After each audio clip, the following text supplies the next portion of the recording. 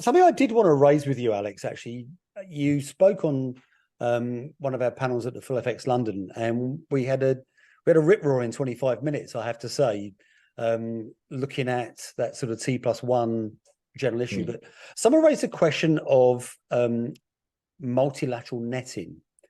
And your answer quite intrigued me, because you said there's pros and cons to it. And I guess in my simplified view of the world, I've always looked at it and said, well, yeah, it's a great thing. Can you explain a little bit further, as much for me as anybody else? I'm sure the audience would love to hear it. You know, what the cons are as much as those pros. Yeah, sure. It's a really interesting thing. I think I get asked a lot about multilateral netting, all right, as we were on that panel. And the benefit of multilateral netting, of course, is that it reduces every party's obligation to their net obligation across all of their counterparties and across all currency pairs. The con is that you have the entire ecosystem needing to find their funding at the same time or around the same time, often in periods of low liquidity. So, I often use this expression, everybody has to march to the beat of the same drum.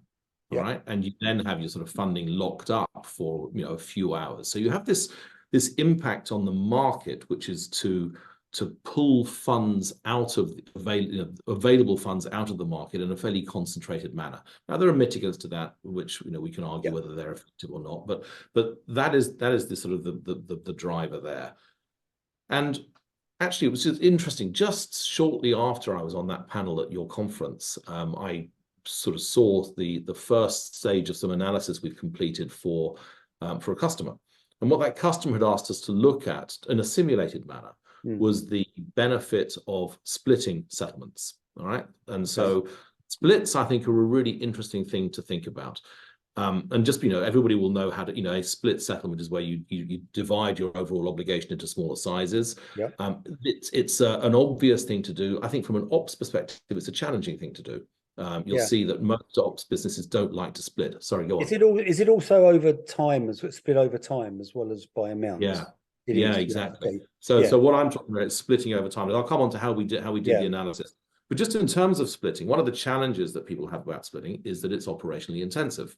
You're creating more payments. You're creating, the need to coordinate, to collaborate with your counterparties. And in fact, if you look at something like Turkish, where everybody knows it's impossible to settle in size, the way that people get around this in large part is not by splitting settlements, because that's operationally complicated, but rather by transacting in small size, which is another great example of the tail wagging the dog. Operational constraints force the front office to trade in a manner that they wouldn't otherwise trade in. It's bizarre. All right, so that they can then settle each small piece in its own right. So when we looked at splitting settlements, what we looked at was the process through our Core FX solution, which has this process for collaborative workflows. And so what we have is the opportunity for a pair of counterparties, in fact, even a group of counterparties, to agree that they are going to split their settlements into equal portions over a number of predetermined settlement cycles. So, you could say 10 settlement cycles is what we're going to run, for the currencies or currency pairs in question. And we're going to run them at 10 o'clock and then 10:15 and then 10:30 and then 10:45 and so on and so forth. Now, because the baton system actually allows settlement to occur really quickly with PVP, in that sort of 5-minute window, with the actual ownership exchange being instantaneous.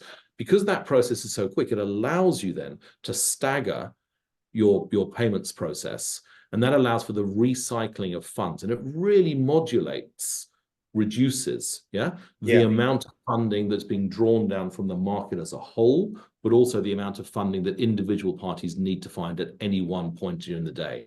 And that's looking at the numerical results is absolutely fascinating. And I really hope we're going to be able to share them more broadly with the market over the course of the next few weeks. Yeah. And it sounds interesting because it's interesting. Another thing from our panel was the T+1, and it was that trade-off between settlement risk or funding risk, wasn't it? And it does seem to me that, we are as an industry facing more potential, I should stress the word potential, funding logjams. Yeah, absolutely. I think that's exactly right. And people try and find their way around it.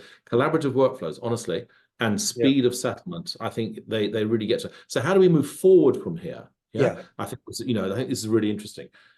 Parties getting their heads together, agreeing sensible settlement schedules, with one another, perhaps en masse, perhaps groups of parties, and that way then allows for a real reduction of the, as I said, of the funding requirement at any point of time.